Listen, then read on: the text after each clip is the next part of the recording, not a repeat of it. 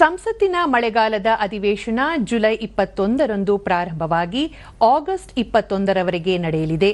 ಪಾಕಿಸ್ತಾನದ ವಿರುದ್ಧ ಭಾರತ ನಡೆಸಿದ ಆಪರೇಷನ್ ಸಿಂಧೂರ್ ನಂತರ ಇದು ಮೊದಲ ಸಂಸದೀಯ ಸಭೆಯಾಗಿದೆ.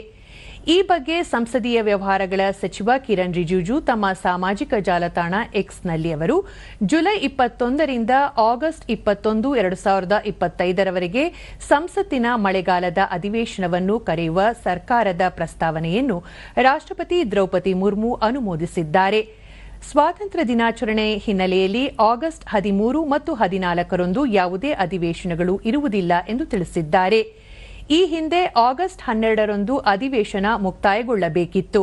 ಆದರೆ ಈಗ ಅದನ್ನು ಒಂದು ವಾರ ವಿಸ್ತರಿಸಲಾಗಿದೆ. ಪಹಲ್ಗಾಮ್ ದಾಳಿಯ ನಂತರದ ಬೆಳವಣಿಗೆಗಳ ಕುರಿತು ಚರ್ಚಿಸಲು ವಿಶೇಷ ಅಧಿವೇಶನವನ್ನು ಕರೆಯುವಂತೆ ವಿರೋಧ ಪಕ್ಷಗಳು ಒತ್ತಾಯಿಸಿದ್ದವು. ಅಧಿವೇಶನ ಪ್ರಾರಂಭವಾದಾಗ ಈ ಬಗ್ಗೆ ಪ್ರಸ್ತಾಪಿಸುವ ನಿರೀಕ್ಷೆಯಿದೆ.